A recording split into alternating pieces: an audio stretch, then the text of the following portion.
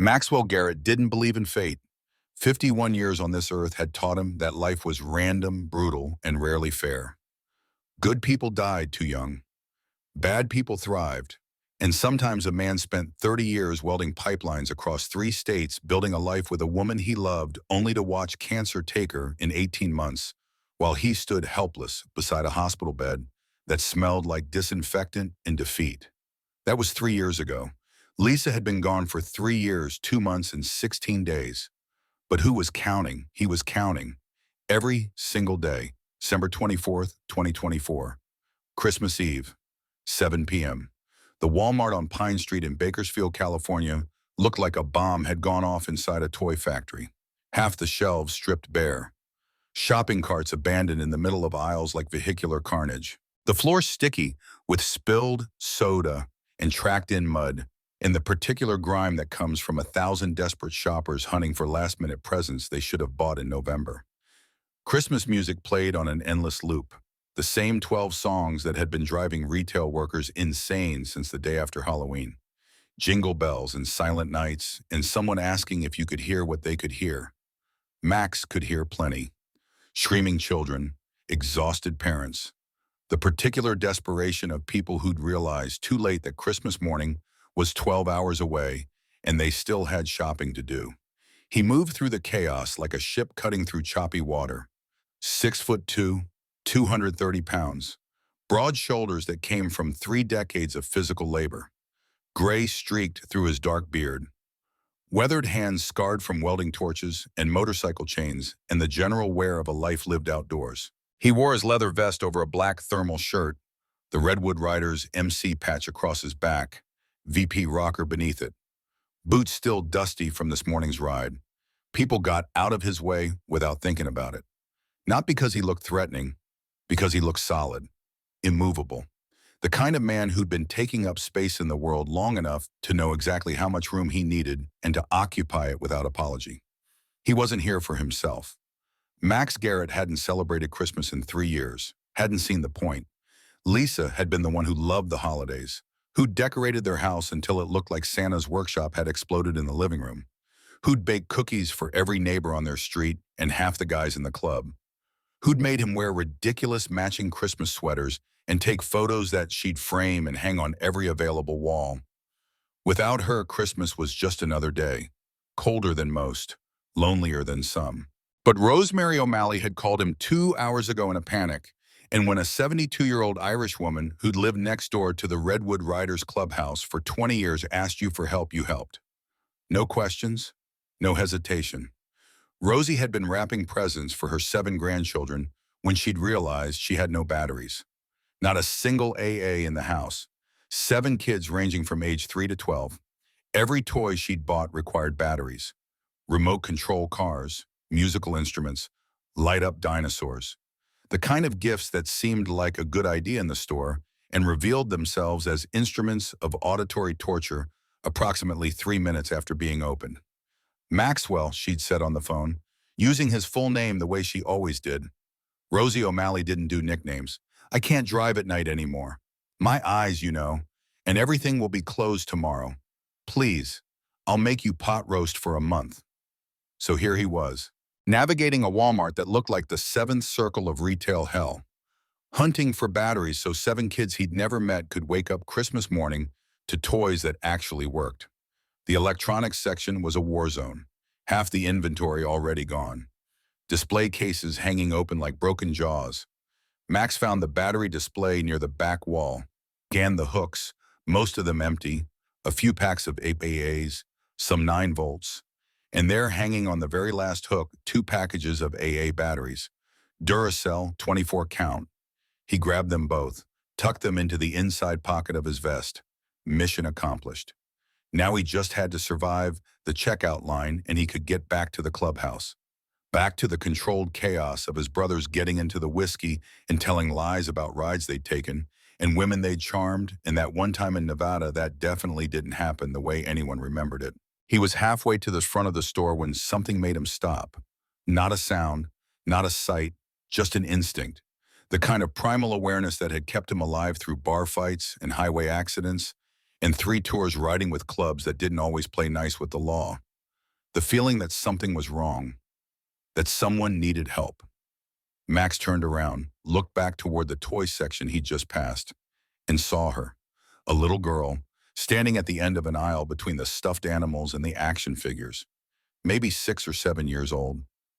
Brown hair tangled and unbrushed, wearing a coat that was too thin for December even in California, where winter was more suggestion than certainty. Her jeans were dirty at the knees. Her shoes, those cheap canvas sneakers that wore out in 2 months, were scuffed and probably too small based on the way she was standing. Weight shifted slightly to the outside of her feet, the stance of a kid whose shoes hurt. She was clutching a stuffed rabbit, gray fabric worn thin in places, one ear shorter than the other like something had chewed on it, the kind of toy that had been loved hard for a long time. But that wasn't what caught Max's attention, wasn't what made his gut tighten and his instincts scream that something was very wrong. It was her face, her eyes. She wasn't crying. That was the first thing. A kid that age alone in a Walmart on Christmas Eve, separated from whoever brought her, should be crying, should be calling for mom, should be scared and lost and doing something, anything to get adult attention. But this little girl wasn't doing any of those things. She was just standing there, perfectly still, the rabbit pressed against her chest like armor, her eyes scanning the crowd with a watchfulness that didn't belong on a child's face. She wasn't looking for someone. She was watching for someone. And based on the tension in her small shoulders and the way her fingers gripped that rabbit hard enough to leave impressions in the fabric, whoever she was watching for scared her. Max had been riding with the Redwood Riders for 23 years. Before that, he'd done 4 years in the Navy. He'd seen combat, seen casualties, seen men die and seen men break. But he'd also done something most people didn't know about. Something the club kept quiet because bikers helping kids didn't fit the narrative people wanted to believe. For 15 years, he'd ridden with BACA, Bikers Against Child Abuse. They worked with kids who'd been hurt, abused, traumatized. They showed up at court dates, stood guard in outside houses, made sure scared children knew they had backup, had protection, had someone willing to stand between them and whoever had hurt them. Max knew what a scared child looked like. He knew the difference between lost and afraid, between can't find mom and don't want to be found. This little girl wasn't lost. She was hiding, and she was terrified. He approached slowly, the way you'd approach a stray dog that might bolt or bite, giving her plenty of space to see him coming. Plenty of time to decide if he was a threat. He stopped about 6 feet away, crouched down to her level so he wasn't looming over her, kept his hands visible at his sides, palms open, non-threatening. His voice when he spoke was gentle, quiet, the same voice he'd used with Elisa during those last terrible weeks when everything hurt and nothing helped. The voice you used when someone was fragile and you didn't want to make it worse. "Hey there, you okay?" The girl's eyes snapped to him, took him in with one quick assessment. The leather vest, the patches, the size of him, the beard, the weathered face of a man who'd spent more time outdoors than in. For a moment, she looked like she might run, every muscle in her small body tensed, fight or flight response, screaming flight. Then something shifted in her expression. Not trust exactly, but a calculation. She was deciding, weighing options, determining if this large bearded stranger in motorcycle leather was more dangerous or less dangerous than whatever else she was dealing with. The fact that a 6-year-old had to make that calculation at all made Max's blood run cold. "I'm not supposed to talk to strangers." Her voice was steady, rehearsed, like she'd been drilled on this 100 times, like someone had made very sure she knew the rules and what happened if you broke them. "That's smart," Max said, keeping his voice calm, even. "Your mom teach you that?" Something flickered across her face. Pain, fear, grief, gone so fast he almost missed it. But he'd seen it, and it told him everything he needed to know about whether this child's mother was anywhere nearby. "My grandma," she said finally. "Is your grandma here in the store?" She shook her head, a tiny movement, barely perceptible. "Who are you here with, sweetheart?" Silence. Her arms tightened around the rabbit, knuckles going white, her jaw set, lips pressed together. She'd said all she was going to say. Max felt the hair rise on the back of his neck. Every instinct he'd honed over 5 decades was screaming. This wasn't a kid who'd wandered away from a parent. This was something else, something worse. He glanced around, looking for store security, for any adult who might belong to this child, for anyone paying attention to the fact that a little girl was standing alone in the toy aisle looking like she'd been there for hours. But everyone was too focused on their own chaos, their own lists, their own desperate last-minute shopping. Nobody was looking. Nobody noticed. This small girl with her worn rabbit and her too thin coat might as well have been invisible. Listen, Max said, keeping his voice gentle but firm. I'm not going to hurt you. I'm going to find someone who works here. They're going to help us figure out who you belong to, okay? You can stay right here if you want. I'll just be over there talking to that lady in the blue vest. He started to stand, started to turn toward the Walmart employee he could see 3 aisles over, already planning what he'd say, how he'd explain without scaring the kid or causing a scene. But before he could take a step, the girl's hands shot out. Small fingers grabbed his sleeve, clenched the leather, held on like it was the only thing keeping her from drowning. Don't. One word, barely above a whisper, but loaded with so much desperate fear that Max froze. Every muscle in his body went still. He looked down at this tiny hand gripping his vest, at the bitten-down fingernails, at the bruise on her wrist that he could now see peeking out from under her coat sleeve. Don't what? He asked quietly. Don't get them. Her voice cracked, the careful mask crumbling. Please, if you get them, they'll call him, and he'll come. And I don't want to go back. The world narrowed. The Walmart chaos faded to white noise. All Max could see was this little girl. All he could hear was the tremor in her voice, the absolute terror in those 2 words. Go back. Go back, where sweetheart. She looked up at him, tears starting to form in her eyes. The first real emotion breaking through that careful control. To Travis's house, she whispered the name like it was poison, like saying it out loud might summon something terrible. He's not my dad. He's just my mom's boyfriend. But my mom's not there anymore. Max's heart stopped, just stopped beating for a full second. When it started again, it was pounding, adrenaline flooding his system. Every protective instinct he'd ever had screaming. Where's your mom? He kept his voice calm even though everything inside him was not calm, was very far from calm. She went away at Thanksgiving. The girl's whole body started trembling. She didn't come back. And Travis said if I told anyone, he'd... She stopped, couldn't finish, or wouldn't finish, because whatever Travis had said was too terrible for a 6-year-old to repeat out loud. Walmart toy aisle on Christmas Eve. He said he'd hurt me, she finally whispered, like he hurt her. Max had been in bad situations before. He'd been in bar fights that turned into brawls that turned into riots. He'd been in motorcycle accidents where bikes went down at 80 miles an hour, and you had maybe 2 seconds to decide which way to fall if you wanted to walk away. He'd held his wife's hand while she died and felt her slip away and known there was nothing, absolutely nothing he could do to stop it. But nothing in his 51 years had prepared him for this moment. For a 6-year-old girl telling him in a Walmart on Christmas Eve that her mother had disappeared and the man she'd been left with had threatened to kill her if she talked. Max took a slow breath, steadied himself, pushed down the rage that was trying to claw its way up his throat, pushed down the horror, the grief, the absolute fury that anyone could do this to a child, any child, this child. He needed to think, needed to be smart, needed to help her.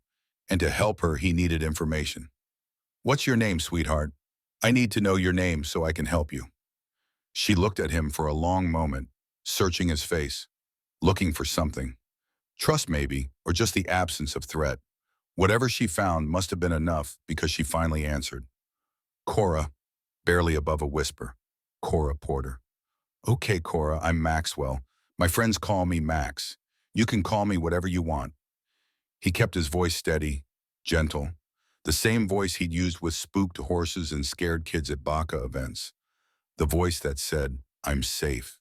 You can trust me. I'm not going to hurt you. I'm going to help you, but I need you to trust me. Can you do that? She nodded, a tiny movement, but it was enough. Good, that's real good. Max pulled out his phone.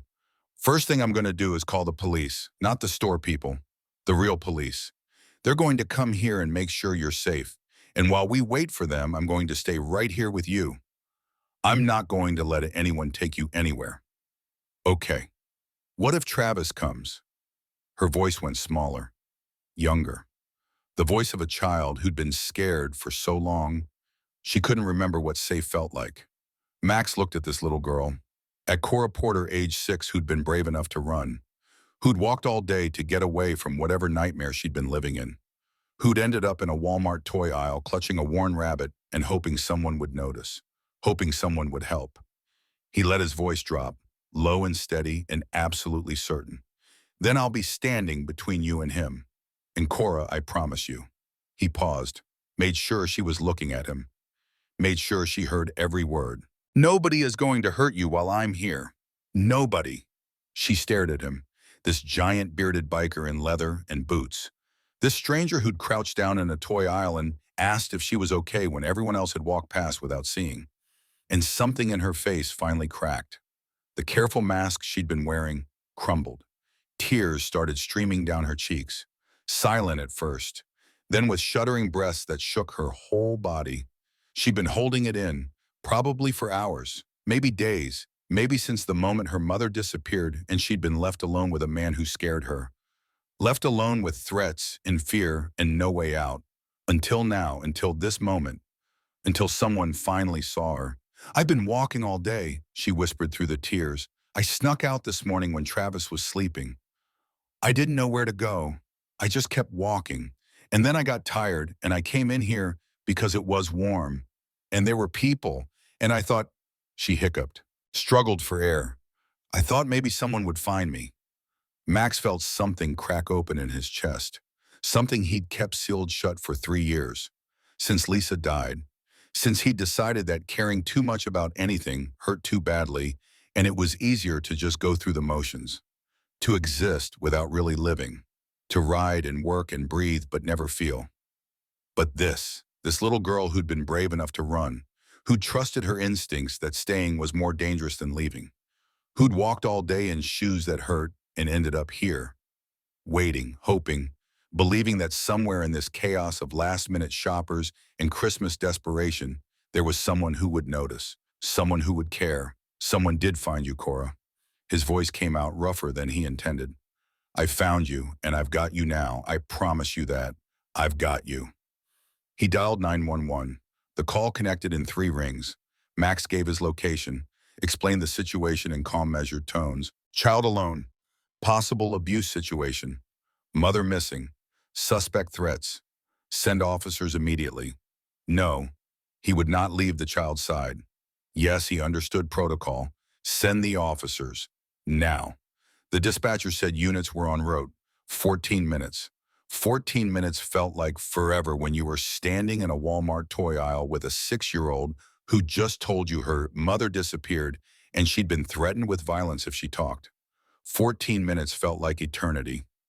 Max pulled out his phone again, texted Hank Wilson, club president, former Marine, the man who'd brought Max into the Redwood Riders 23 years ago and had become closer than any brother by blood.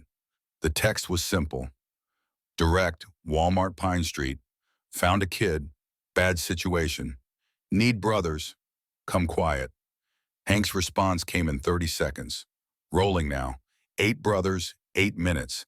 Max pocketed his phone. Looked at Cora. She'd sunk down to sit on the floor, back against a display of discounted action figures. The rabbit still clutched to her chest. Her breathing was calmer now. The crying had stopped, but her eyes kept darting to the end of the aisle, to the main thoroughfare of the store where shoppers streamed past, still watchful, still afraid. Who's that? She asked, pointing at the patches on his vest. Max looked down.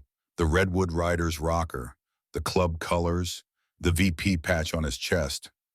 That's my club, the Redwood Riders. We're a motorcycle club. Like a gang, like a family that rides motorcycles and looks out for each other. What does VP mean? Vice President, second in charge. What do you do?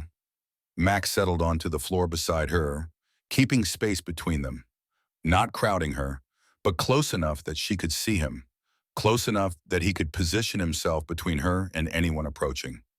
Lots of things. We ride together, work on our bikes, help out in the community.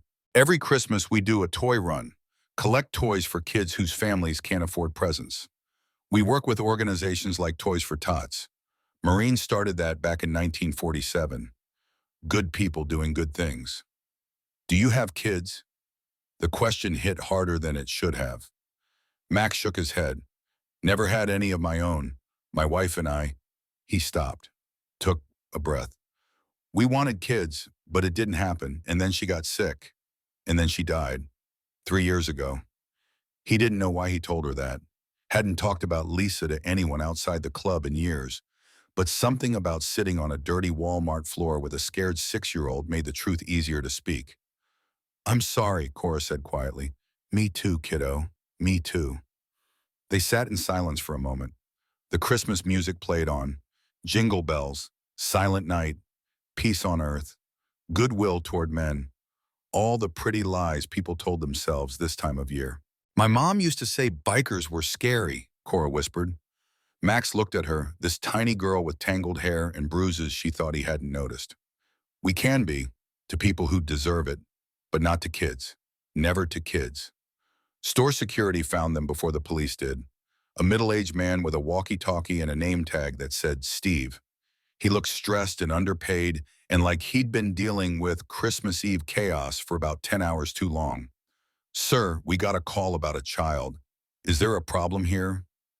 Max stood slowly, deliberately, making sure his body stayed between Steve and Cora. The child is safe. Police are en route. 14 minutes, they said. Should be here any minute now. Steve's eyes went to Cora, to the rabbit, to the coat that was too thin, to the watchful way she was looking at everything and everyone. He was no dummy. Whatever he saw on her face made his expression shift from annoyed to concerned in about 2 seconds. You the father? No. I found her, alone. And before you ask, I'm not leaving her side until the police arrive and I know she's safe. Steve nodded, read the situation correctly. Backed off. I'll wait at the end of the aisle. Keep people from bothering you. Appreciate it. Steve moved to the intersection of the toy aisle and main walkway, positioned himself there like a sentry, discouraging curious shoppers, giving them space. Max crouched back down beside Cora. You doing okay? When will the police get here? Any minute now. And my brother should be here soon too. The guys from my club. They're going to help make sure you're safe. Are they nice? Max smiled. First time all evening. Some of them are even charming when they try. Most of them are just good men who show up when someone needs help. Like you. I just happened to be here buying batteries for my neighbor. Cora looked at him seriously. No, you stopped. Everyone else walked past, but you stopped. That's different. She was right.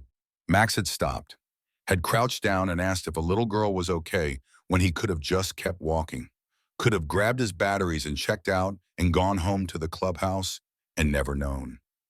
Never cared, but he had stopped, had asked, had seen her, and now he couldn't unsee her, couldn't unknow what he knew, couldn't walk away even if he wanted to, which he didn't, couldn't, wouldn't. The police arrived in 12 minutes, 2 units, 4 officers total, including a female detective who took point on the situation.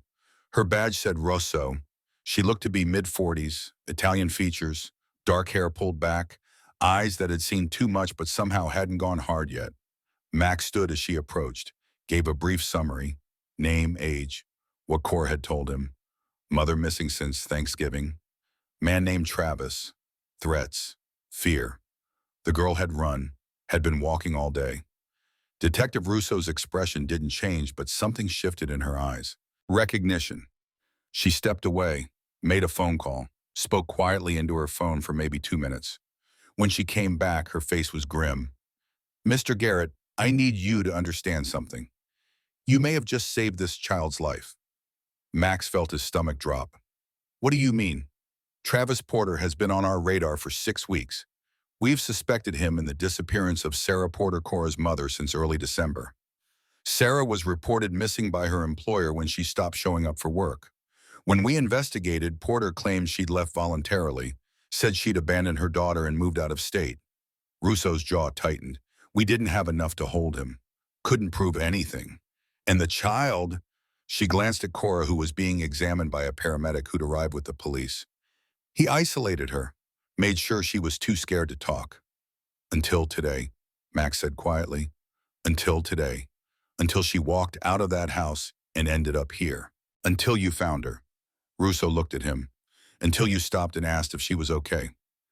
Max didn't feel like a hero. He felt sick. He kept thinking about how easily he could have missed her, how he could have grabbed those batteries and headed straight for checkout.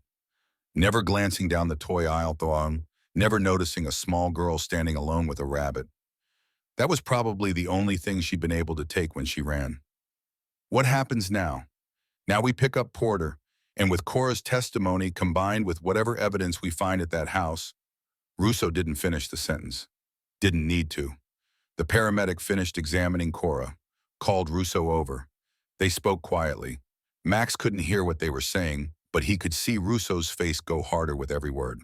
When she came back, she pulled Max aside.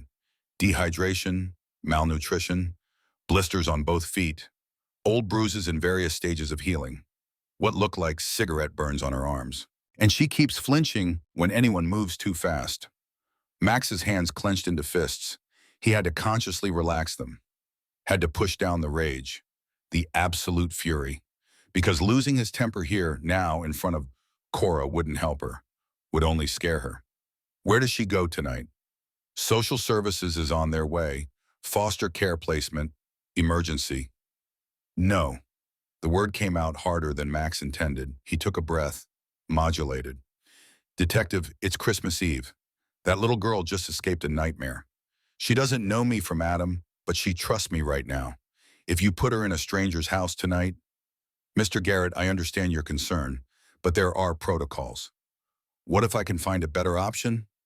Russo studied him. What did you have in mind? The phone call to Rosemary O'Malley was the easiest Max had ever made. Maxwell, Rosie answered on the second ring. Did you get the batteries? I did, but Rosie, I need to ask you something. It's important. What's wrong? You sound strange. Max explained, quickly, clearly. A little girl, bad situation. Mother missing. Suspect threats. She ran. He found her. Police are here. She needs a safe place to stay tonight. Just tonight. Until her grandmother can get here from Montana. There was exactly 1 second of silence before Rosie O'Malley's voice came back fierce and certain. Bring her right now. I'll make up the guest room. Does she like hot chocolate? Never mind. Of course she likes hot chocolate. She's 6 years old. I'll make cookies. Does she have warm clothes? Never mind. My granddaughter Claire left some things here. They should fit. How soon can you bring her?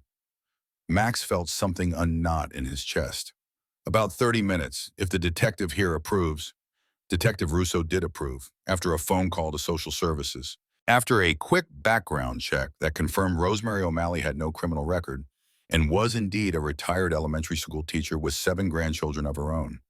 After a conversation with her supervisor that Max couldn't hear but could guess involved phrases like extenuating circumstances and Christmas Eve and in the child's best interest. It wasn't strictly by the book, but it was Christmas Eve, and even cops had hearts. Cora was hesitant at first. She'd been shuffled between adults all evening. Police, paramedics, store employees. Her trust reserves were running dangerously low.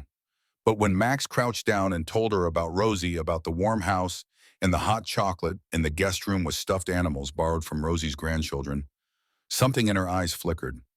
Will you stay too? I'll stay as long as you need me. And my brothers are outside. They'll be close by all night, making sure you're safe. Your motorcycle family. That's right. Cora looked at the rabbit in her arms, then back at Max, made another one of those calculations, another decision, weighing options she shouldn't have to weigh at 6 years old. Okay, I'll go. The Redwood Riders had mobilized. When Max walked out of Walmart with Cora on his hip, her arms wrapped around his neck, and her rabbit pressed between them, he found 8 motorcycles parked in a neat row near the entrance. 8 men standing beside them like sentinels.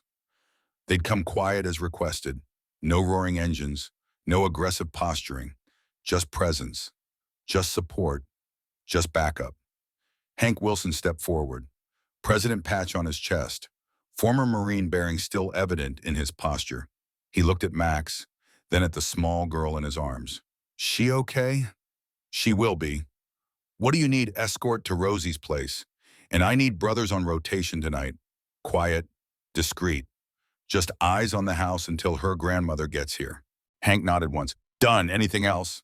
Max looked at Cora. She was staring at the row of motorcycles with something like wonder on her face. Maybe she'd never seen anything like it. 8 massive bikes, 8 leather-clad riders. All of them here because one of their brothers had sent a text asking for help. This was what family looked like. Not blood, but choice. Brothers who showed up when you needed them. No questions, no hesitation. Just what do you need and how can we help? Yeah, Max said. Someone call Tina. Tell her to raid the Toy Run stash. This little girl's going to have a Christmas morning. They rode to Rosie's house in formation. 2 bikes in front, Max's truck in the middle with Cora buckled into the passenger seat. 6 bikes behind, moving through the streets of Bakersfield like a protective convoy. Rosie met them at the door with tears in her eyes and a plate of warm cookies in her hands. She was small, maybe 5'2", silver hair pulled back in a bun, wearing a Christmas sweater with actual working lights on it. The kind of woman who'd taught elementary school for 40 years and still believed that kindness and hot chocolate could fix most problems. Come in, sweet girl. Come in out of the cold. She ushered Cora inside with gentle hands. Look at you, so brave. Come, let me show you your room. There are extra blankets on the bed, and I put out some books in case you can't sleep. Do you like to read? My granddaughter, Claire, loves to read. She's about your age. She'll be here tomorrow. You can meet her. Rosie's warm chatter filled the small house as she guided Cora down the hallway, the little girl's hand still clutching Max's sleeve until the last possible moment.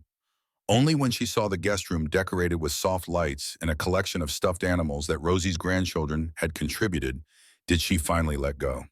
Max stayed for 2 hours. Sat in Rosie's living room drinking coffee he didn't want while Cora ate cookies and drank hot chocolate and slowly began to relax. Rosie had a gift with children. Decades of teaching had given her an instinct for when to talk and when to be quiet, when to hover and when to give space. By 9 p.m. Cora was curled up on the couch under a crocheted blanket, watching a Christmas movie with heavy eyelids, the rabbit tucked under her chin. She needs to sleep, Rosie whispered to Max. And so do you. Go home. I've got her. I told her I'd stay. And you did stay. But tomorrow she has to learn that people can leave and still come back. That's an important lesson for a girl who's been abandoned. Rosie patted his arm. Come back in the morning. Bring your brothers. We'll have Christmas breakfast together. Max looked at Cora. Her eyes were finally closed, her breathing evening out. She looked peaceful for the first time since he'd found her. Safe. Call me if anything happens. Anything at all. I will. Now go. Outside, Hank was waiting, leaning against his bike. 2 other brothers, Deacon and Cole, sitting in a truck at the end of the street.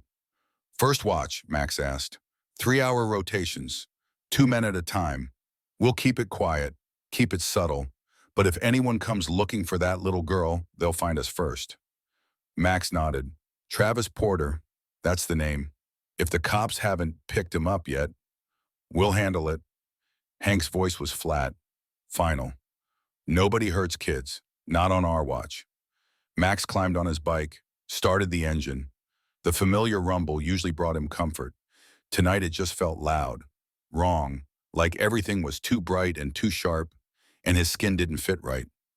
He rode back to the clubhouse alone, let himself into his room, sat on the edge of the bed still wearing his vest and boots. And for the first time in 3 years, Maxwell Garrett put his face in his hands and cried, not for Lisa.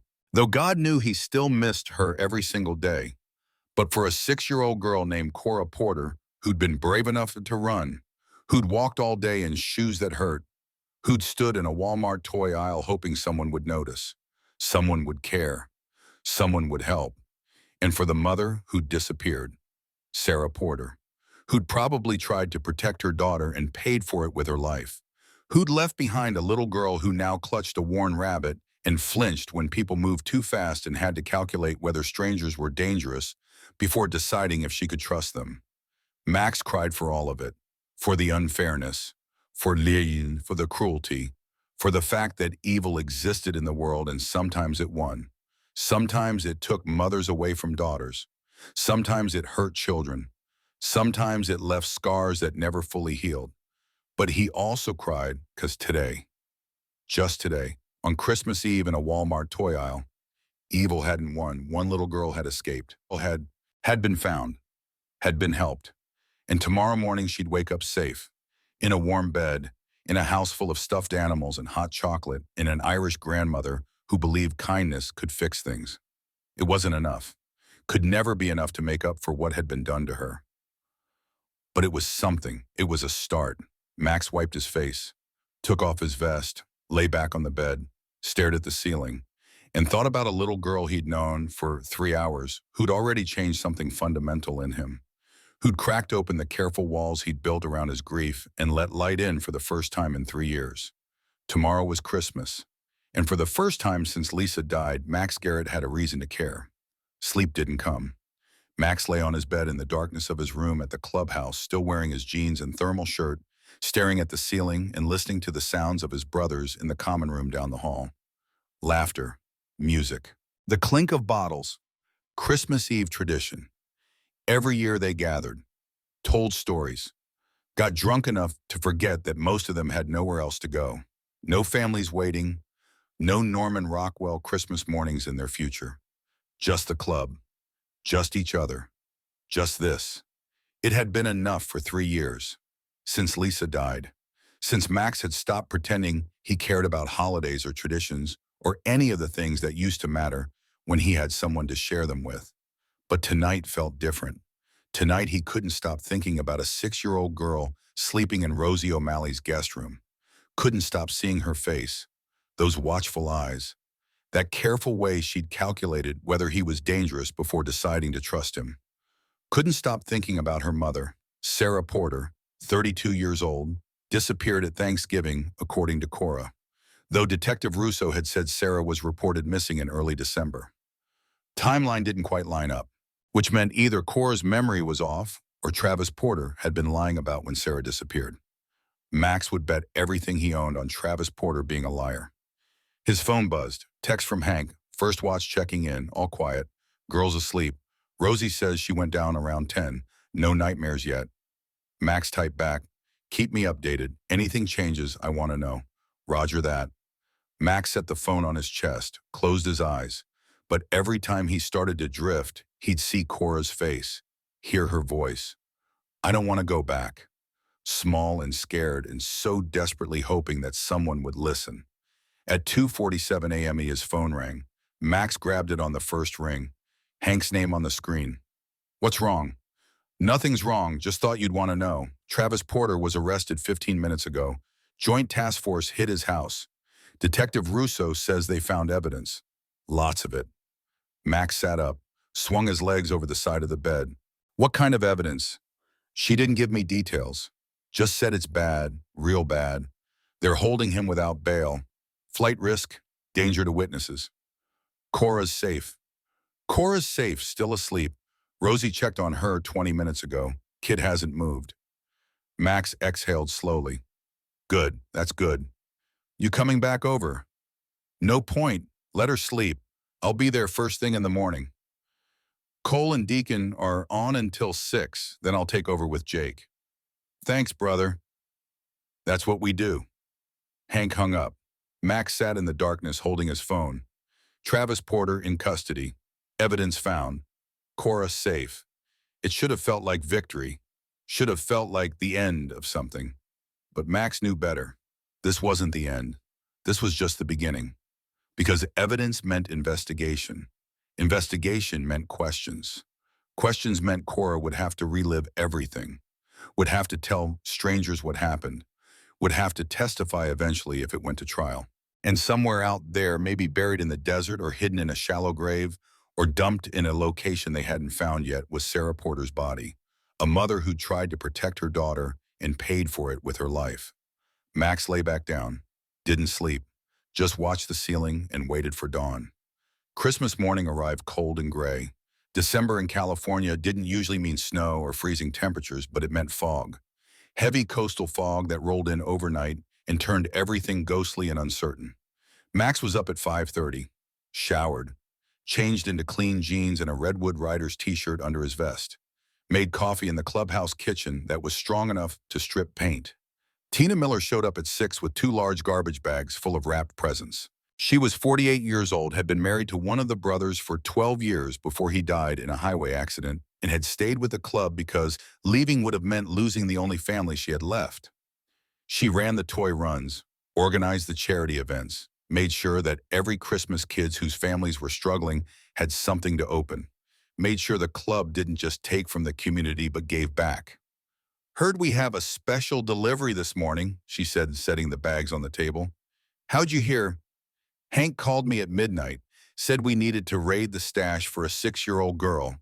I've been wrapping presents since 1 a.m. Max looked at the phone.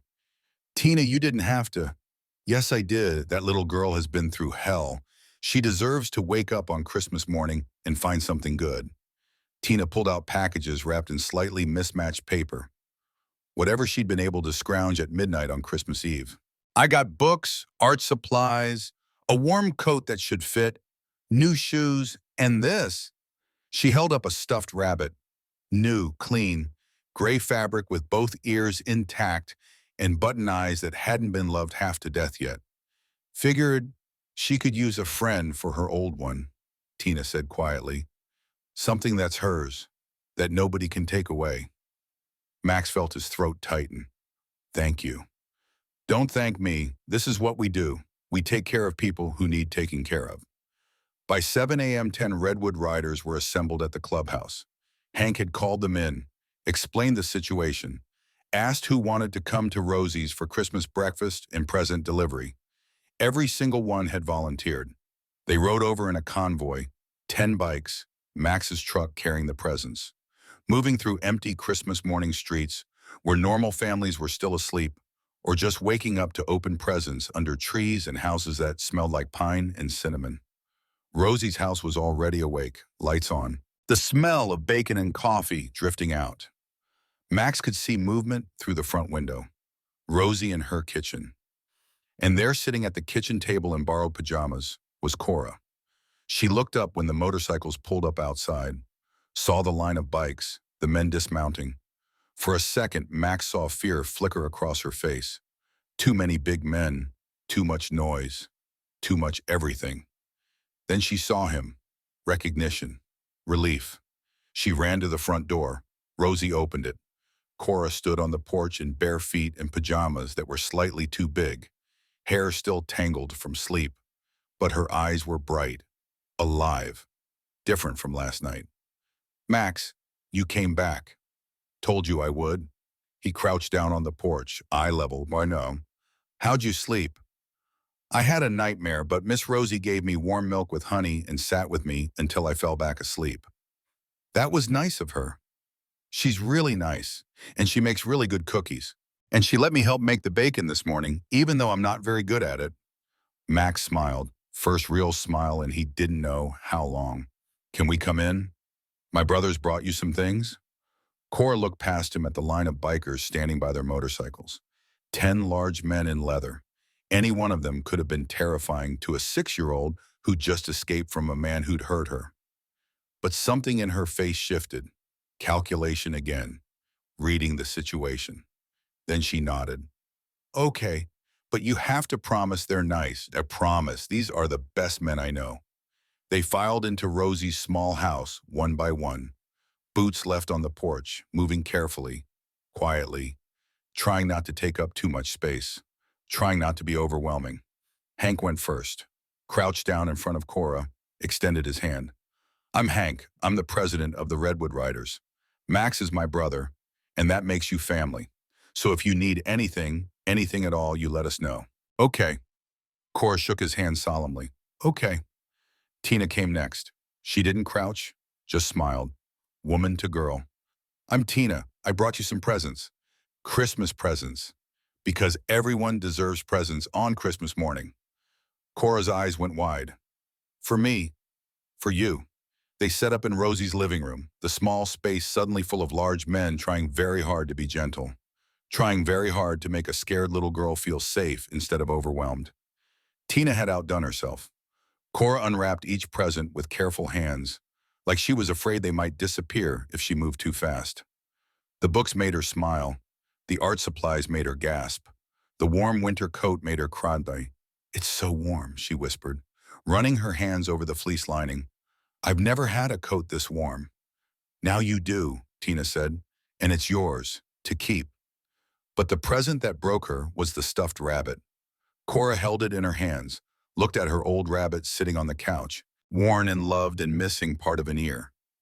Then at the new one, perfect, clean, whole. "So your old friend has company," Max explained. "So he's not alone." Cora clutched both rabbits to her chest, tears streaming down her face. Not sad tears. Something else. Something that looked like hope. Rosie's grandchildren started arriving around 9. 7 kids ranging from 3 to 12 with their parents in tow. The small house became chaos. Good chaos. Normal chaos. The kind of Christmas morning noise that came from children who'd been up since 5 a.m. tearing into presents and eating too much sugar and running on pure holiday adrenaline. Cora watched at first, cautious, uncertain. But Rosie's granddaughter Claire, age 7, took her by the hand and pulled her into a game. And slowly Cora started to relax, started to play, started to look like a normal 6-year-old on Christmas morning instead of a child who'd fled a nightmare. Max sat in Rosie's kitchen drinking coffee that was too sweet because she'd added Irish cream without asking. Watching through the doorway as Cora laughed at something one of the kids said. Actual laughter. The sound of it hit him square in the chest. "She's going to be okay," Rosie said quietly, sitting down beside him. "It'll take time. It'll take work. But she's strong, stronger than she should have to be. And she's got people now. She's got you. I just found her. And you stopped. That matters more than you know." At 11 a.m., a car pulled up outside. Unfamiliar. Max was on his feet immediately, hand on his phone, ready to call Hank, who was in the living room with the kids. But then the driver's side door opened and a woman got out. Small, maybe 5'4", silver hair cut short, wearing jeans and a heavy jacket. She looked at the house, at the line of motorcycles still parked outside, at the Christmas chaos visible through the windows. Then she started crying. Max knew who she was before Rosie said the name. "That's Helen Porter, Cora's grandmother." Helen had driven through the night, 14 hours from Billings, Montana to Bakersfield, California. Straight through, no stops except for gas and coffee. Because her granddaughter had been found. Because the nightmare was over. Because she could finally bring Cora home. She walked up to the porch on shaking legs. Rosie opened the door before she could knock. "Mrs. Porter? Is she here? Is Cora here? Is she okay?" "She's here. She's safe. She's..." Helen pushed past, not rudely, just desperately. She scanned the living room, found Cora sitting on the floor with Claire, playing with the new art supplies, drawing something with crayons. "Cora!" The little girl's head snapped up, saw her grandmother. For one frozen second, neither of them moved. Then Cora was running, arms outstretched, crashing into Helen with enough force to knock the wind out of both of them. "Grandma? Grandma, you came." Helen sank to her knees, wrapped her arms around her granddaughter, held on like she was afraid Cora might disappear if she let go. "Oh, baby. Oh, my sweet girl. I came. Of course I came. I'm here now. You're safe now." They stayed like that for a long time, grandmother and granddaughter, holding each other, crying, while a room full of bikers and children and one elderly Irish woman looked away to give them privacy that was impossible to have in a space this small. When Helen finally pulled back, she kept her hands on Cora's shoulders, looked her over, checking for injuries, for signs of harm. Her face went tight when she saw the bruises, the burns, the evidence of what had been done to this child. "I tried," Helen said, voice breaking. "I tried to get you out. I called Child Protective Services in July, begged them to investigate. Your mom had called me crying, said Travis was scaring her, that she wanted to leave but she didn't have money, didn't have anywhere to go. She pulled Cora close again. They came. They did a home visit. But Travis, Helen's voice went hard. He's charming when he needs to be.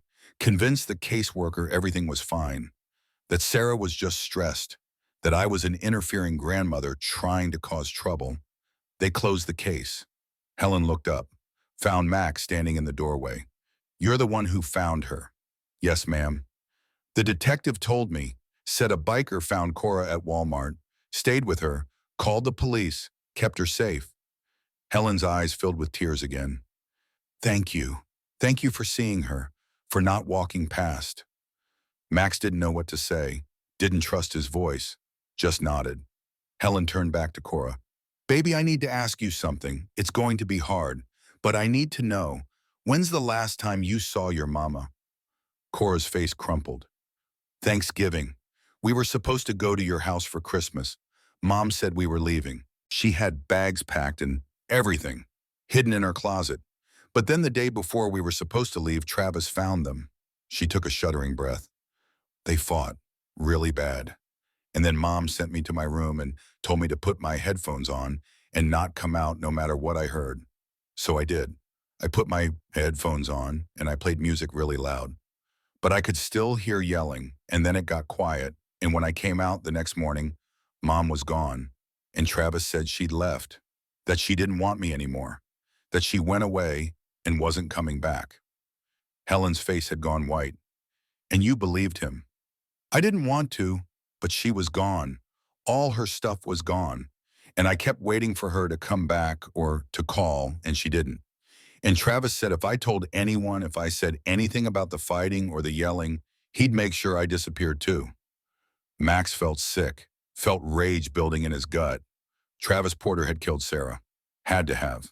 And then he'd kept Cora isolated, scared, threatened, for nearly a month, until she'd been brave enough to run.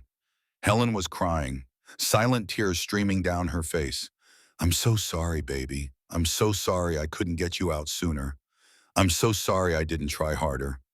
It's okay, Grandma. I'm okay now. Max found me, and his friends helped, and Miss Rosie gave me cookies, and I got presents, and you're here now, so it's okay. 6 years old, comforting her grandmother, telling the adults it was okay when nothing about this was okay. Detective Russo arrived at noon. She looked exhausted, like she'd been up all night, which she probably had been. Christmas Eve arrest, crime scene processing, evidence collection, interviewing Travis Porter. It was a wonder she was standing. She pulled Max and Helen aside, away from the kids, away from Cora. I need to update you on the situation. Travis Porter is in custody. We executed a search warrant on his residence at 0300 this morning. What we found, Russo paused, chose her words carefully. It supports Cora's account. We found blood evidence in the master bedroom, Sarah's belongings including the packed bags Cora mentioned, and we found something else. She looked at Helen. Security footage from a gas station on Highway 99, December 5th, 2 weeks after Thanksgiving, shows Sarah Porter alive, buying food. She looked terrified, kept looking over her shoulder. This contradicts Porter's statement that she left voluntarily at Thanksgiving. Helen gasped. She was alive for 2 weeks after Thanksgiving. According to the timestamp on the footage, yes, which means Travis Porter has been lying about the timeline. We believe he held her against her will, and based on the evidence we've collected, we believe Sarah Porter is deceased. We've launched a full search and recovery operation. Cadaver dogs, ground-penetrating radar. We're focusing on properties Porter has access to and areas where his phone pinged in early December. Max's hands clenched. How long, Mom? How long what? How long until you find her? Russo met his eyes. Could be days, could be weeks. Desert's a big place, and if he buried her deep, she didn't finish, didn't need to. Helen made a sound, part sob, part moan, the sound of a mother realizing her daughter was dead. Had been dead for weeks while she'd been hoping, praying, waiting for a phone call that would never come. I need to tell Cora, she whispered. Not yet, Russo said gently. Right now, she doesn't know for certain. She's hoping. Let her hope a little longer, until we have confirmation, until we can tell her the whole truth. When will that be? I don't know, but I promise you we won't stop looking. Sarah Porter deserves to be found, deserves to be laid to rest properly, and Cora deserves closure. They told Cora that Travis was in jail, that he couldn't hurt her anymore, that she was safe. They didn't tell her about the search, about the evidence, about the strong likelihood that her mother was dead and had been dead since early December. Let her have Christmas. Let her have one day of feeling safe and warm and cared for before the next wave of grief hit. Helen decided to stay in Bakersfield for a few days, until the search concluded, until they knew for certain. Rosie offered her guest room, offered to keep Cora occupied while Helen dealt with police and evidence and all the terrible bureaucracy that came with a missing person who was almost certainly a murder victim. The Redwood Riders went back to the clubhouse. Christmas dinner that Tina had been preparing since dawn, turkey and stuffing and all the traditional fixings because even bikers deserved a proper Christmas meal. But Max couldn't eat, couldn't focus, kept thinking about Cora, about Sarah, about Travis Porter sitting in a jail cell probably already lawyering up, already planning his defense, already figuring out how to twist this, how to make himself the victim. She's going to have to testify, Max said quietly. He was sitting at the bar, Hank beside him, both of them nursing beers they weren't really drinking. Probably. She's 6 years old. I sit down there. I know. They're going to put her on a stand, make her relive everything. Travis's lawyer is going to try to tear her apart. Maybe, maybe not. Depends on what evidence they find. If they find Sarah's body, if they can prove cause of death, if they can build a case without relying entirely on a 6-year-old's testimony. Max set down his beer. I want to be there when she testifies, if she testifies. I want to be in that courtroom. Hank looked at him, really looked. You're getting attached. I know. That's going to hurt when she leaves, when Helen takes her back to Montana. I know that too. And you're doing it anyway. Max nodded. Can't help it. That little girl grabbed my sleeve and asked me not to let them find her. And I promised her she'd be safe. I can't just walk away now. Can't just forget about her. Doesn't work that way. Hank clapped him on the shoulder. No, it doesn't. So we'll be there, all of us. Whatever she needs, whatever you need. That's what brothers do. The search teams deployed on December 26th. Max watched the news, saw the reports. Bakersfield Police Department, Sheriff's Department, FBI, cadaver dogs, ground-penetrating radar, dozens of officers combing through the desert outside the city. They were looking for a body. Everyone knew it. The newscast didn't say it outright, just said missing person search and recovery operation and other euphemisms that meant the same thing. Sarah Porter was dead. They just needed to find her. It took 3 days, December 29th, late afternoon. Max got the call from Detective Russo. We found her, 40 miles outside Bakersfield. Shallow grave. Preliminary identification based on clothing and jewelry matches Sarah Porter. We'll need dental records for confirmation, but Russo's voice was tight, controlled. We're treating this as a homicide investigation. Travis Porter will be charged with first-degree murder. How did she die? Silence on the other end. Then I can't give you details, but it was violent, and it was prolonged. Sarah fought back. She tried to survive. Russo's voice cracked. She just didn't make it. Max closed his eyes. Does Helen know? I'm heading to Rosie's house now to notify her in person.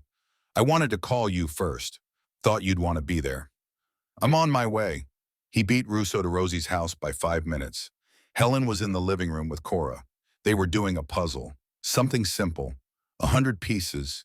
Disney princesses. Cora was humming while she worked. Happy, content, unaware that everything was about to change again. When Russo arrived, Helen saw her face, knew immediately. She stood up, looked at Cora. Baby, why don't you go help Miss Rosie in the kitchen? She's making cookies. But we're not done with the puzzle. We'll finish later, I promise. Go on now. Cora went, reluctant but obedient. When she was out of earshot, Helen turned to Russo. You found her. It wasn't a question. Yes, I'm so sorry, Helen. We found Sarah this afternoon. I need you to come down to the station when you're on duty for formal identification. But based on what we've recovered, we're confident it's your daughter. Helen sat down hard, like her legs had given out. Max moved to her side, caught her before she fell. How? She whispered. Russo hesitated. The autopsy will give us more information, but preliminary examination suggests blunt force trauma, multiple injuries. She fought. She fought hard. Did she suffer? Helen, tell me the truth. Did my daughter suffer? Russo's face was grim. Yes, I believe she did. I'm sorry. Helen made that sound again, the one she'd made on Christmas Day, the sound of a mother's heart breaking. Max held her while she cried. This woman he'd known for less than a week. This grandmother who'd driven through the night to save her granddaughter, only to learn her daughter was dead, murdered, buried in the desert like trash. What happens now? Helen asked when she could speak again. Now we build the case. We have physical evidence from the house. We have the security footage showing Sarah was alive after Travis claimed she'd left. We have the body, and we have Cora's testimony if we need it. She's 6 years old. I know, and we'll do everything we can to avoid putting her on the stand. But if Travis's lawyer makes this go to trial, if they plead not guilty, we may not have a choice. Helen looked at Max. Will you be there if she has to testify? Will you be there with her, every step? Max said. I promise. December 31st, Helen took Cora back to Montana. It was time. Cora needed stability, needed routine, needed to start healing in a place that wasn't connected to trauma. They said goodbye in Rosie's driveway. 10 Redwood riders lined up to shake Cora's hand, to give her hugs if she wanted them, to tell her she was brave and strong, and they were proud of her. Tina gave her a care package. More books, more art supplies, a photo album with pictures from Christmas morning. So you remember, Tina said. So you know you've got family here, whenever you need us. Max went last, crouched down in front of Cora. She looked at him with those serious eyes, too old for her age, too aware. You're really going to call me, she asked.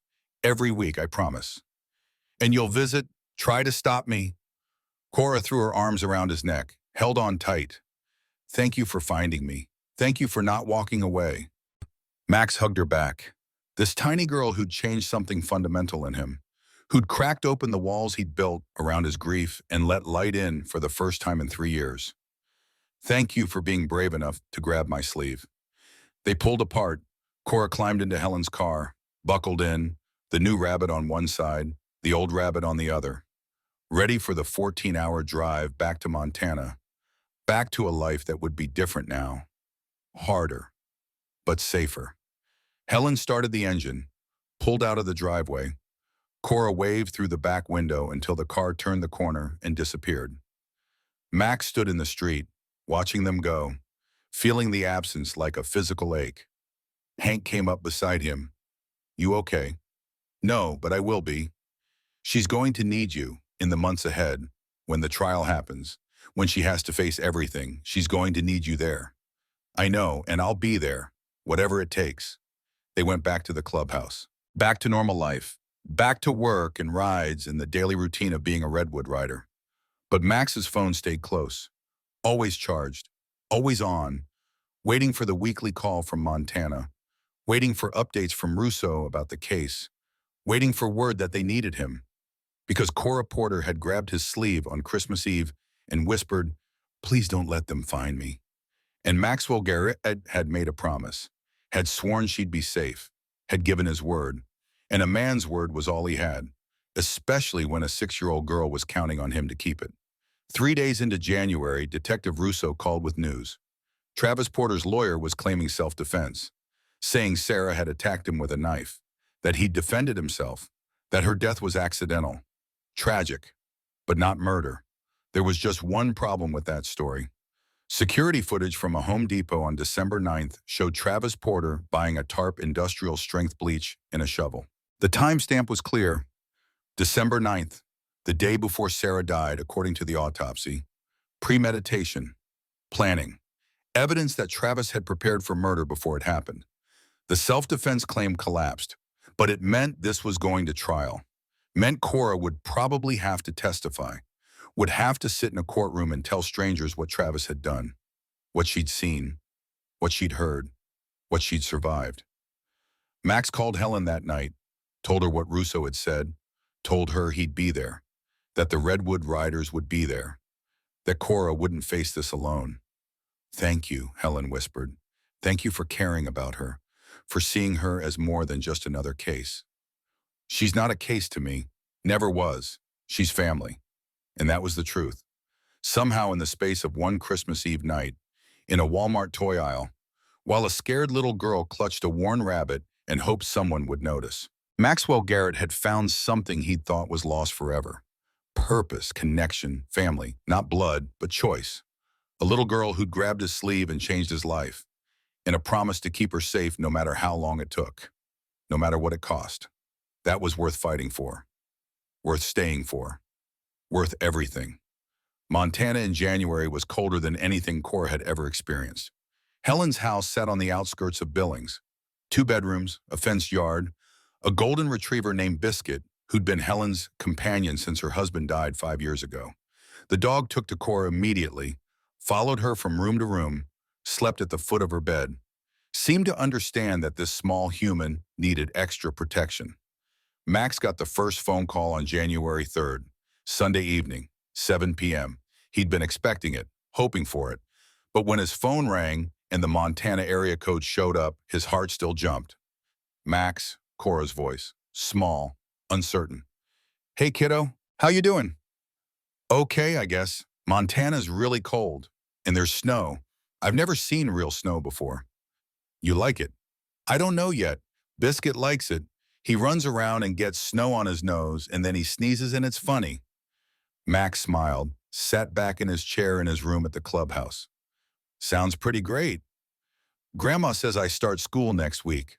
I'm scared." "Scared of what?" "That the other kids won't like me, that I won't know how to do the work, that the teachers will ask questions I don't want to answer." Max understood. New school meant new people. New people meant questions about where you came from and why you moved and where your parents were. Questions that had answers Cora wasn't ready to give. "Your grandma talked to the school. She said she told them about my mom, about what happened, so the teachers know. But the kids don't." "That's good. Means you get to decide what to tell them, when you're ready, if you're ready. It's your story, Cora. You get to choose who hears it." Silence on the other end. Then quietly, "I miss you." Max felt something tighten in his chest. "I miss you too, kiddo. But we're going to talk every week, and I'm going to visit when I can. And you're not alone. You've got your grandma, you've got Biscuit, you've got me and all the brothers. We're your family now. Even though I'm in Montana and you're in California, even though family doesn't stop mattering just because there's distance between you. Trust me on that." They talked for 30 more minutes about snow and school and the therapist Helen had found, a woman named Dr. Patricia Morgan who specialized in childhood trauma, who Helen said was kind and patient and didn't push, who let Cora set the pace. When they finally hung up, Max sat in the silence of his room, stared at his phone, and realized that for the first time since Lisa died, he had someone depending on him, someone who needed him, not his brothers. They were grown men who could take care of themselves, but a 6-year-old girl in Montana who was counting on weekly phone calls in the knowledge that someone out there gave a damn. It was terrifying, and it was exactly what he needed. The weeks turned into months. January became February. February became March. Max called every Sunday, 7 p.m. like clockwork. Sometimes they talked for 5 minutes, sometimes for an hour. Depended on what kind of week Cora had had, whether she wanted to talk or just needed to know he was there. He sent cards, small gifts, nothing expensive, just things that said, "I'm thinking about you." A book about motorcycles, a stuffed animal that looked like Biscuit, a Redwood Riders t-shirt size for a 6-year-old. She wore it to bed every night, according to Helen. Helen sent updates. Cora was in therapy twice a week, having nightmares still, struggling with the concept that her mother was really gone, that Sarah wasn't coming back, that the person who was supposed to protect her had failed, had died, had left her. Grief was complicated for a 7-year-old, mixed with anger and confusion and guilt. Cora blamed herself, thought if she'd been better, quieter, less trouble, maybe Sarah would have left Travis sooner. Maybe she'd still be alive. Dr. Morgan was working on that, slowly, patiently, helping Cora understand that nothing that happened was her fault, that bad men make bad choices and children are never responsible for adult violence. It was slow going. Healing always was. In March, Detective Russo called. The trial date was set, May 15th, 3 months away. Travis Porter's lawyer had tried every delay tactic in the book. Change of venue, motion to suppress evidence, motion to exclude Cora's testimony, every single motion denied. The evidence was overwhelming. Blood in the house, Sarah's body in the desert, the Home Depot footage showing premeditation, security camera from the SWAT station proving Travis had lied about the timeline, cell phone records placing him near the burial site on December 10th. But Travis's lawyer was good, expensive, probably paid for with drug money from whatever operation Travis had been running. And he was arguing that the evidence was circumstantial, that Sarah could have died in a car accident and Travis panicked and buried her, that Cora was a traumatized child whose testimony couldn't be trusted, that the prosecution was railroading an innocent man.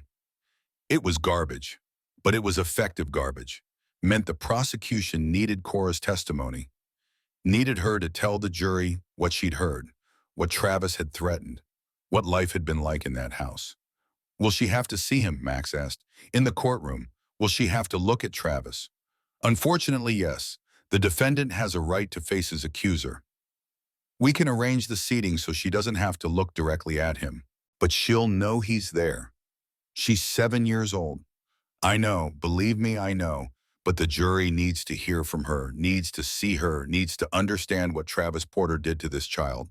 It's the difference between conviction and acquittal. Max was silent for a long moment. Then, I'm going to Montana. When you need her to come to California for the trial, I'm going to Montana and I'm bringing her myself. That's not necessary. Yes, it is. She trusts me. If she has to do this thing, if she has to get on a stand and relive the worst experience of her life in front of strangers, then she's going to have me with her every step. Not a social worker she just met, not a victim advocate who means well but doesn't know her. Me. Russo was quiet. Then okay, I'll make the arrangements. Trial starts May 15th. We'll need her in Bakersfield by May 13th for prep. Can you make that work? I'll make it work. He called Helen that night, explained the situation, asked if it was okay if he flew to Montana and drove back with Cora. 1,500 miles, 2 days on the road. Just the two of them. Are you sure? Helen asked. That's a lot of time, a lot of responsibility. I'm sure she's going to be scared. She's going to need someone she trusts. And Helen, no offense, but you can't be in the courtroom with her. Family can't sit in during testimony. But I can. I'm not family. Legally, I'm nothing. But to her, I'm the person who found her, who kept her safe, who promised nobody would hurt her. I need to keep that promise. Helen's voice was thick when she spoke. You're a good man, Maxwell Garrett. Better than you probably know, yes. Come get her. Bring her to the trial and bring her home safe when it's over. I will. I promise. Max flew into Billings on May 11th, rented a truck, drove to Helen's house at the edge of town. It was bigger than he'd imagined, nicer. A real home with a real yard and a golden retriever who came bounding out to greet him like they were old friends. And there, standing on the porch in jeans and a Redwood Riders t-shirt, was Cora. She was taller, had gained weight, looked healthier than the scared, too thin child he'd found in Walmart 4.5 months ago. Her hair was brushed and pulled back in a ponytail. Her shoes fit. She looked like a normal 7-year-old. Almost, until you saw her eyes, still too watchful, still carrying weight no child should carry. Max. She ran down the porch steps, threw herself at him. He caught her, lifted her up. She wrapped her arms around his neck and held on. Hey, kiddo, look at you. You got tall. I'm 7 now. I had a birthday in March. I know. I sent you a card. I kept it. I keep all your cards in a box under my bed. Something in Max's chest cracked. This child keeping his cards like treasure, like proof that someone out there cared. Helen invited him in for coffee. The house was warm, comfortable, filled with photos of family. Cora's mother as a child, Cora as a baby, Helen's late husband, a life built on memories and love and loss. They talked logistics. The drive to California would take 2 days. They'd stop overnight in Nevada. Helen had booked a hotel room. 2 beds. Separate rooms felt excessive, but Max appreciated the thoughtfulness. The recognition that even though he'd earned trust, he was still a man alone with a child who'd been hurt by a man. She's been practicing, Helen said quietly while Cora was upstairs packing her bag. Dr. Morgan has been working with her, role-playing the courtroom, teaching her what to expect, how to answer questions, what to do if she gets scared. How's she handling it? Some days better than others. Last week she had a nightmare that Travis got out of jail and came to find her. Didn't sleep for 2 nights after that. He's not getting out. He's locked up. Maximum security. No bail. I know, and she knows. But knowing something up here, Helen tapped her head, and believing it here, she put her hand over her heart, are two different things when you're 7 years old and the monster from your nightmares is real. Max understood. Understood that logic didn't cure fear, that rational explanations didn't stop nightmares, that Cora would carry this with her for the rest of her life, not as fresh and raw as it was now, but always there, a scar, a reminder, a piece of her story she'd never fully escape. I'll keep her safe, Max said, on the drive, during the trial, all of it. I promise. I know you will. That's why I'm trusting you with the most important thing in my life. They left the next morning, Cora in the passenger seat of the rental truck, seatbelt on, both rabbits in her lap, a backpack full of snacks and books and things to keep her occupied during the 1,500-mile drive. Biscuit barked from the yard as they pulled away. Cora waved until she couldn't see him anymore. Then she settled back in her seat, quiet, processing. You okay, Max asked. I don't want to do this. I know, but I have to. Yeah, you do. Because if I don't, Travis might get away with what he did. That's right. She was quiet for a long time. Wyoming landscape rolling past, empty and vast and beautiful in a harsh sort of way. Then, Max, are you going to be in the courtroom? When I have to talk, front row, you'll be able to see me the whole time. What if I get too scared? What if I can't do it? Max glanced at her, this small girl carrying the weight of justice on her shoulders. Then you look at me, and you remember that you're the bravest person I know, and you tell the truth. That's all you have to do. Just tell the truth about what you know and heard. The lawyers will do the rest. What if Travis's lawyer is mean to me? He might be, that's his job. To try to confuse you, to make you second-guess yourself. But you just stick to the truth. And if it gets too hard, the judge will stop it. Detective Russo will be there. And I'll be there. You're not alone in this. She reached over and took his hand, her small fingers wrapping around his. Promise, promise. They drove in comfortable silence for a while. Stopped for lunch at a diner in Wyoming that reminded Max of places he'd eaten 1,000 times on long rides. Cora ordered a grilled cheese and ate half of it. Nerves, probably. Max didn't push. That night in the Nevada hotel, Cora had a nightmare. Max woke to her crying in the next bed over. He got up, turned on the lamp, sat on the edge of her bed. Bad dream. She nodded, couldn't speak, just cried. Max did something he hadn't done in years, hadn't done since Lisa was alive, and she'd have nightmares about the cancer coming back. He lay down on top of the covers beside Cora, let her curl up against his side, held her while she cried. You're safe, he said quietly. Travis can't get to you. He's locked up. And even if he wasn't, he'd have to go through me. And kiddo, I promise you he's not going through me. She hiccuped. You promise? I promise. She fell asleep like that, tucked against his side. The rabbits clutched in her arms. Max stayed awake, staring at the ceiling, thinking about Lisa, about the children they'd never had, about how strange life was, how grief and loss could somehow transform into this, into caring for a child who wasn't his, but felt like his anyway. They reached Bakersfield on May 13th, drove straight to Detective Russo's office for trial prep. 2 hours of walking Cora through what would happen, where she'd sit, how she'd be sworn in, the types of questions she'd be asked. The prosecutor was a woman named Amanda Pierce, mid-40s, sharp suit, sharper mind. She'd handled dozens of domestic violence cases, knew how to work with traumatized witnesses, knew how to make a jury see the humanity and statistics in evidence. She crouched down in front of Cora, looked her in the eyes. I know this is scary.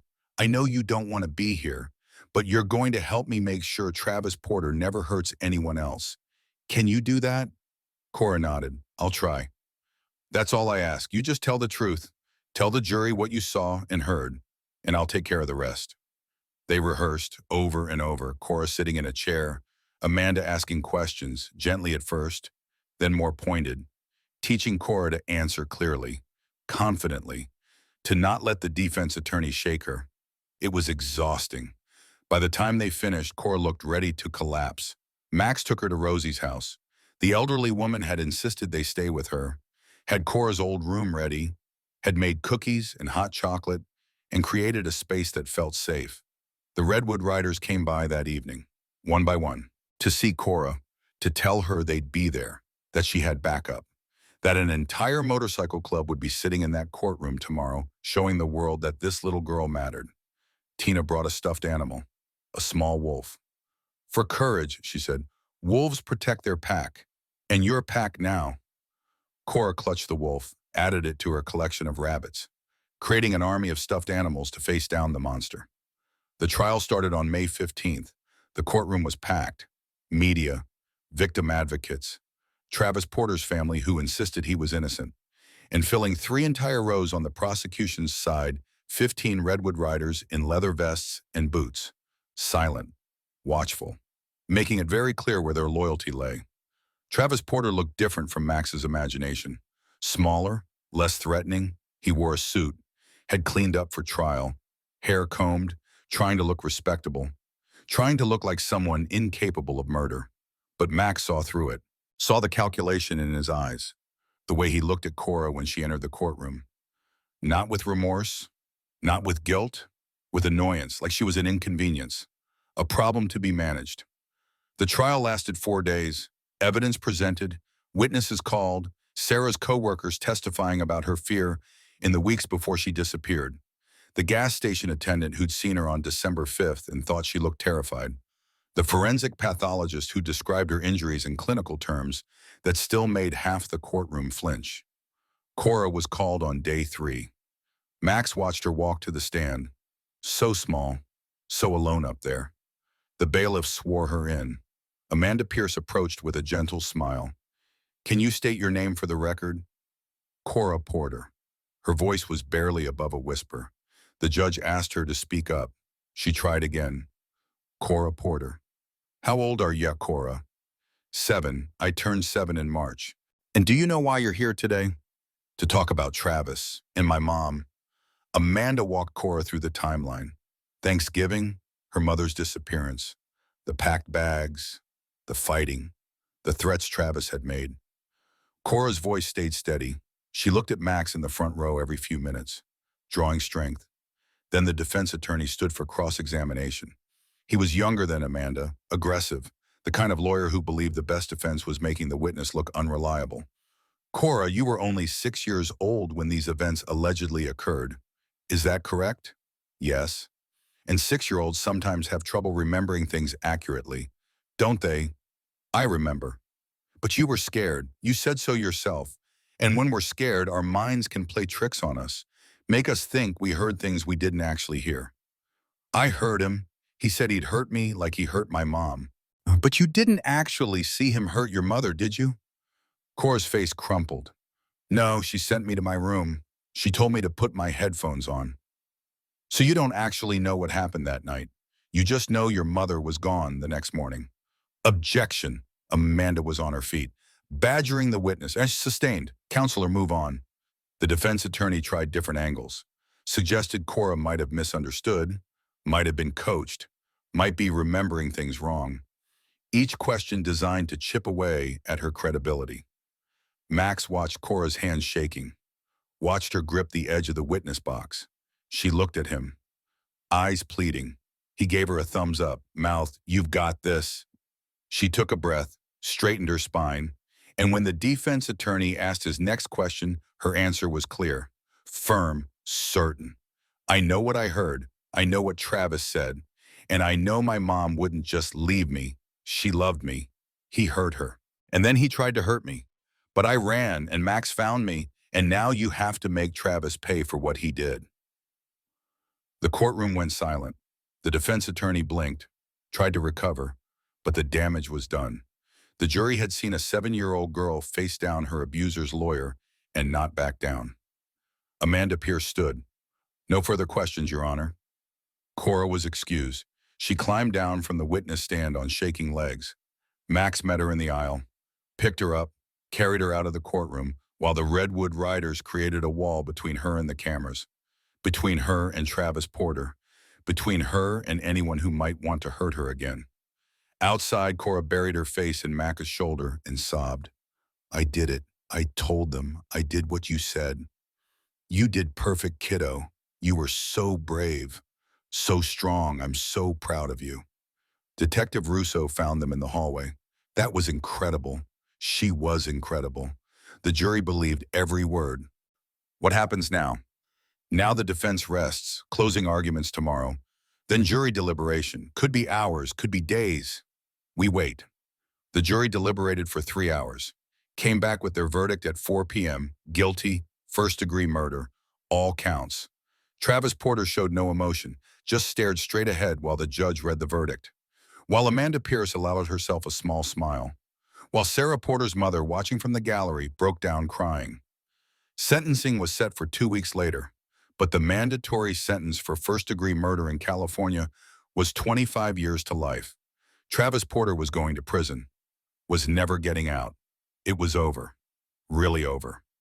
Max carried Cora out of the courthouse, the Redwood Riders surrounding them, creating a barrier against the media scrum, against the chaos, getting her to Rosie's house where Helen was waiting. Grandmother and granddaughter held each other, cried, grieved, celebrated, all at once. Because Sarah was gone, would always be gone, but her killer would pay, would never hurt anyone else. Justice wasn't the same as healing, but it was something. It was a start. That night, Helen pulled Max aside. They were in Rosie's kitchen. Cora was asleep on the couch, exhausted, emotionally drained, but safe. I need to ask you something, Helen said, and I need you to really think about your answer before you give it. Okay. I'm 68 years old. I'm healthy now, but I won't be forever. Cora's going to need someone if something happens to me. Someone she trusts, someone who'll take care of her. Max's heart started pounding. Helen, I want to name you as her legal guardian, not now, just if something happens to me. A backup, so she doesn't end up in the system, so she doesn't end up with strangers. The words hit Max like a physical blow. Legal guardian, responsible for a child, for Cora, for raising her if Helen couldn't. I don't know if I can do that. I'm 51, I'm single, I live in a motorcycle clubhouse. I'm not exactly father material. You're exactly what she needs. You showed up when she needed you. You've kept showing up. You call her every week. You flew to Montana to drive her to trial. You sat in that courtroom and gave her strength when she needed it most. That's what matters. Not your age, not where you live, just that you care, that you'll be there. Max thought about Lisa, about the children they'd never had, about the hole her death had left in his life, about how Cora had somehow begun to fill that hole without him realizing it. If something happens to you, he said slowly, if you need me to take care of her, I will. I'll figure it out. I'll make it work, whatever it takes. Helen's eyes filled with tears. Thank you. I'll have my lawyer draw up the papers. You'll be listed as her legal guardian if I'm unable to care for her. And Maxwell, I hope it never comes to that. I hope I live to see her graduate high school. But if I don't, I need to know she'll be safe, that she'll be loved. And I know that with you. They signed the papers a week later. Max became Cora's godfather, legal guardian backup, the person who'd step in if Helen couldn't. It was terrifying and humbling and felt right in a way Max couldn't explain.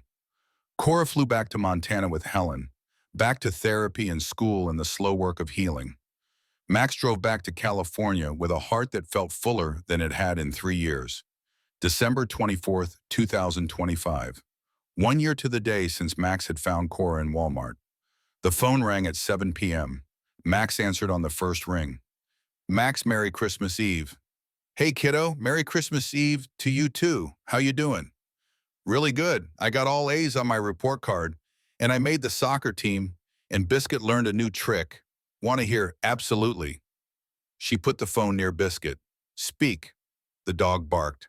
Cora laughed. That sound still hit Max right in the chest. Pure, joyful. The sound of a child who was healing. That's impressive. How's your grandma? She's good. She made cookies. We're going to watch Christmas movies tonight, and tomorrow all the cousins are coming over. Sounds perfect. Max. Yeah. I'm okay. Really okay. I know you worry, but I'm good. I still have bad dreams sometimes. But Dr. Morgan says that's normal. And I'm not scared all the time anymore. And I can talk about my mom without crying now. Most of the time anyway. Max felt his throat tighten. I'm proud of you, Cora. You know that. So damn proud. Are you coming to visit this summer? Grandma said maybe you could. Try to stop me. They talked for another 20 minutes. About school and friends and all the normal 7-year-old concerns that meant Cora was building a life. A real life. Not defined by trauma, not limited by fear. Just a kid being a kid. When they hung up, Max sat in his room at the clubhouse, stared at his phone, and thought about how strange life was. How one decision to stop in a toy aisle could change everything. Could save a child, could save yourself. Hank found him an hour later. You good? Yeah, I'm good. Cora, she's doing great, really great. Hank clapped him on the shoulder. You did good, brother, real good. That little girl is alive because you stopped, because you cared. That matters. She saved me too. Don't know if you realize that, but she did. I know, I've been watching. You've been different this year. Lighter, like you found something you'd been missing. Max nodded. Purpose, connection, reason to care about tomorrow. All the things I lost when Lisa died. Cora gave them back. Didn't even mean to. Just did. That's what family does. Real family. Not blood, but choice. People who show up, people who care, people who don't walk away when it gets hard. Yeah, that's exactly what it is. Summer 2026. Cora was 8 years old. School was out. Helen had agreed to let her visit California for a week. Max flew to Montana to pick her up. The reunion was everything Max had hoped for. Cora running down the porch steps, throwing herself out on him. Max, you're here. You're really here. Told you I'd come. They spent a week in California. Cora met more of the brothers, went to the clubhouse, helped Tina organize the next toy run, visited Rosie who cried and hugged her and made enough cookies to feed an army. On the last day, Max took her to Walmart. They stood in the toy aisle, the place where everything had started. Cora held her new rabbit. The old one retired to a place of honor on her bed in Montana. This is where you found me, she said quietly. This is where you found me, Max corrected. You grabbed my sleeve. You asked for help. You saved yourself. I just showed up. But you stopped. Everyone else walked past. You stopped. Because you mattered. Still matter. Always will. She looked up at him. Max, are you my dad now? I mean, I know you're my godfather on the papers, but are you like my dad? Max crouched down, looked her in the eyes. I'm whatever you need me to be. If you want me to be your dad, then yeah, I'm your dad. If you just want me to be Max, that's okay too. There's no wrong answer here. Cora thought about it. I think you're my Max dad because you're not my real dad, but you're real and you're mine. So that makes you a dad, just a different kind. Max dad, I like that. Me too. They left Walmart, drove to the clubhouse. That afternoon, Max did something he'd been planning for weeks, had gotten Helen's permission, had made sure Cora wanted it.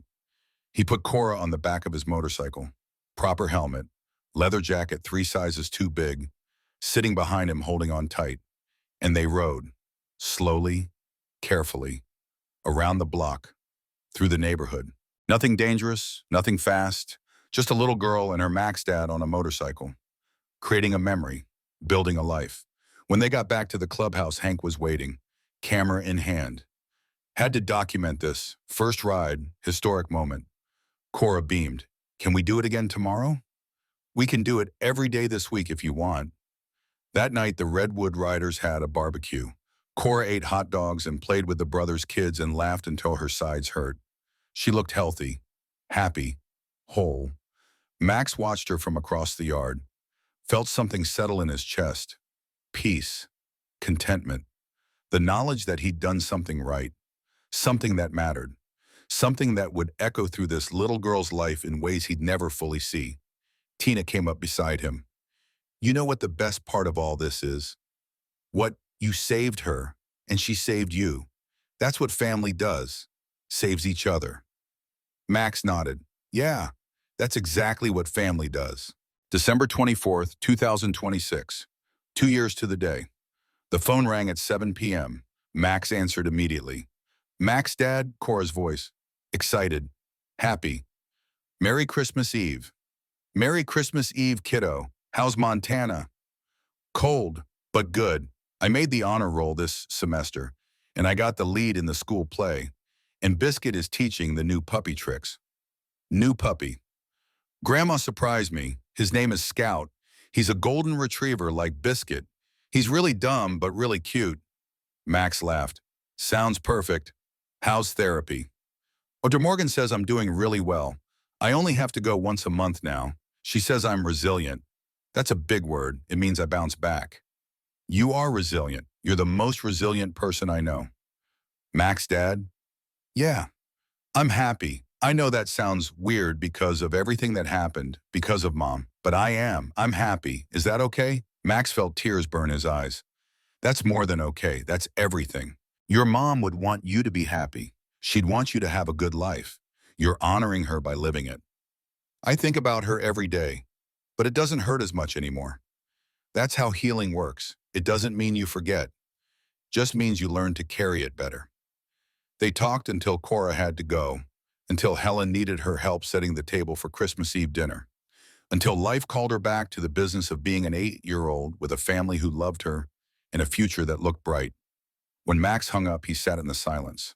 Thought about Christmas Eve 2 years ago, about a little girl in a toy aisle clutching a worn rabbit, about the decision to stop, to ask if she was okay, to care when he could have walked past. That decision had changed 2 lives, had saved a child from a nightmare, had saved a man from slowly dying inside his own grief. Hank found him in his room. You okay? Better than okay. Cora's doing great. Really great. And you? Max smiled. I'm good. Got a family, got a purpose, got a reason to answer the phone every Sunday at 7 p.m. Can't ask for much more than that. No, you really can't. Outside, the California night was clear and cold, stars visible overhead, the sound of his brothers in the common room, laughter, music, the sounds of people who'd chosen each other, who'd built something that mattered. Max walked out to the common room, joined his brothers, raised a glass when Tina proposed a toast. To family, the ones we're born with and the ones we choose. To showing up when it matters. To second chances, and to a little girl who grabbed a biker's sleeve and changed everything. They drank, they celebrated. And Max thought about Cora safe in Montana with her grandmother and her toys and a life full of possibility. Sometimes the biggest heroes were just people willing to stop, to crouch down, to ask a scared kid if they were okay, to care when everyone else walked past. Max had stopped, had asked, had cared, and in doing so he'd found what he'd been missing since Lisa died. Not a replacement, not a do-over, but something new, something beautiful, something worth living for. A little girl who called him Max Dad, who trusted him to keep showing up, who'd grabbed his sleeve on Christmas Eve and whispered, "Please don't let them find me." He hadn't let them find her, had kept her safe, had kept his promise. And somehow in keeping that promise, Maxwell Garrett had saved himself. That was the thing about family, real family. The kind you chose and the kind that chose you back. You saved each other, always, no matter what. And that made all the difference.